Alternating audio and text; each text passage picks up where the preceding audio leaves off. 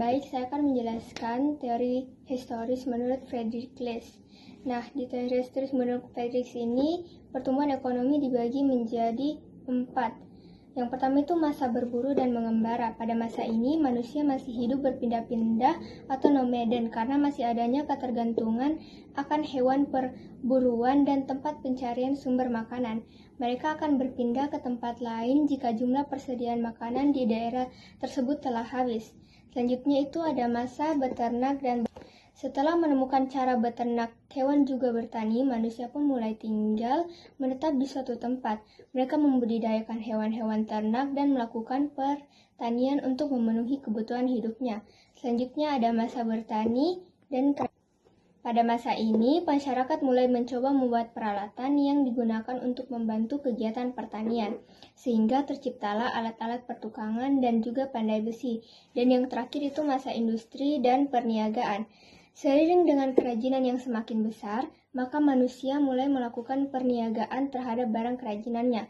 Teknologi pada masa ini juga sudah mengalami kemajuan dan perdagangan sudah dalam tingkat nasional, bahkan internasional dengan didukungnya transportasi yang memadai. Menurut Hildebrand, perkembangan ekonomi dapat ditinjau dari cara pertukaran yang digunakan di dalam masyarakat. Ada 3 tahapan pada teori tersebut.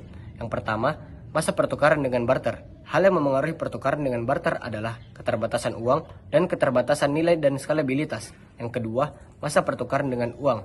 Poin utama dalam masa pertukaran dengan uang adalah fungsi uang sebagai alat tukar dan fleksibilitas akumulasi. Yang ketiga, masa pertukaran dengan kredit. Aspek utama dalam masa pertukaran dengan kredit adalah peningkatan kemampuan pembelian dan kemampuan investasi yang menjadi peran penting pada pertumbuhan ekonomi. Rumah tangga tertutup, istilah ini mengacu pada rumah tangga di mana anggota keluarga tidak memiliki hubungan dengan anggota keluarga lain di luar rumah tangga tersebut. Rumah tangga kota, istilah ini mengacu pada rumah tangga di mana anggota keluarga tinggal di kota atau kota-kota besar.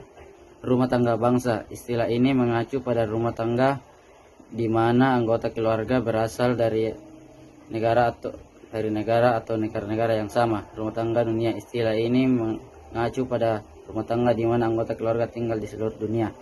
Saya akan menjelaskan zaman perekonomian tertutup. Zaman perekonomian tertutup dalam teori Wiener-Sombat adalah masa ketika masyarakat masih terbatas dalam menghasilkan barang dan dilakukan secara kekeluargaan. Pada masa ini masyarakat hanya bekerja untuk memenuhi kebutuhan dirinya dan keluarganya saja. Wiener-Sombat mengelompokkan tahapan pertumbuhan ekonomi menjadi 3 zaman, yaitu zaman perekonomian tertutup, zaman kerajinan dan pertukaran, zaman kapitalisasi. Wiener-Sombat berpendapat bahwa pertumbuhan ekonomi dapat meningkatkan karena susunan organisasi dan ideologi masyarakat yang berbeda. Masa kedua dari teori Werner-Sombart adalah zaman kerajinan serta pertukangan. Pada zaman ini, peningkatan kebutuhan manusia lebih berkembang. Nah, Werner-Sombart datang untuk mengatasinya dengan cara membagi pekerjaan masyarakat sesuai kemampuan masing-masing. Hal ini juga menjadi dasar terjadinya pertukaran barang dan jasa. Nah, ada pula ciri-ciri era kerajinan dan pertukangan. Yang pertama, kebutuhan manusia meningkat. Yang kedua, masyarakat saling berbagi tugas sesuai kemampuan. Yang ketiga, terjadi pertukaran barang dan jasa. Yang keempat, pertukaran barang dan jasa demi pemenuhan kebutuhan.